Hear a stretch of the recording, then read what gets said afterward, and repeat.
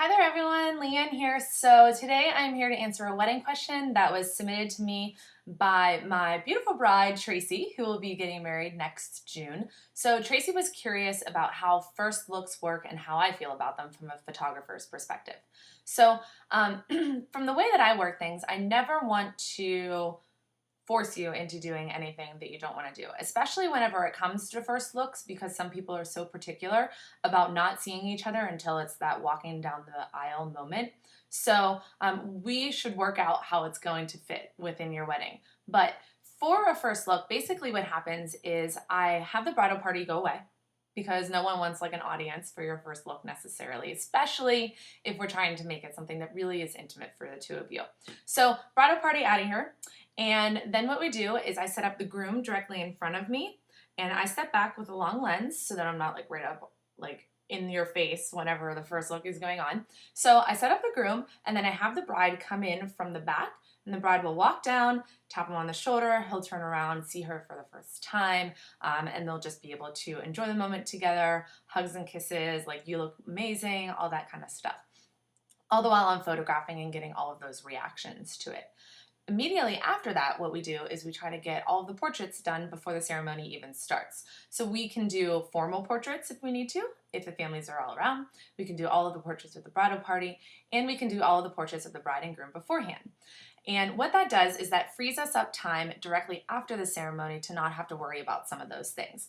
So the first benefit to that is that it gets out the jitters that you might have if you're wearing like 4.5-inch heels down the aisle and you think you're gonna fall on your face because you're so freaking nervous and you don't know what to do.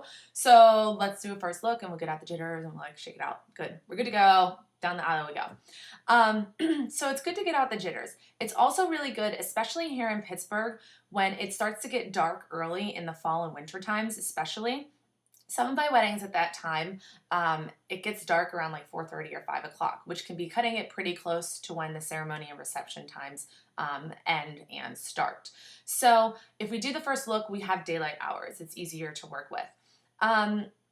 So kind of from my perspective, it gives us that kind of thing. And then also, if you do have a wedding where the ceremony ends and the reception begins very close to each other in terms of time, if you have a first look, it frees you up to head straight to the reception and not have to do like pictures, 10 minutes, fastest portrait session ever, even though you paid for a photographer kind of thing. So there are a couple of benefits to it. And here's the big thing that I want to emphasize.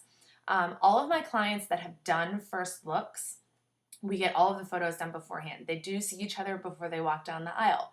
But I always still get an amazing reaction from the groom whenever his bride comes down the aisle.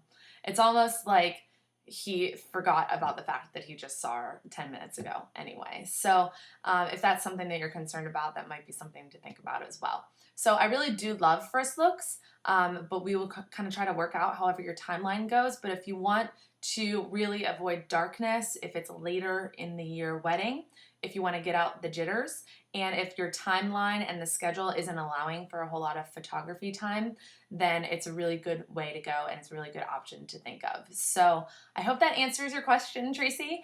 And if you guys have more questions, I'd be totally happy to talk about them. So all you have to do is write me an email or put it in the comments section, and I'd be happy to address it in some future videos. So I hope that helps, and have a good day.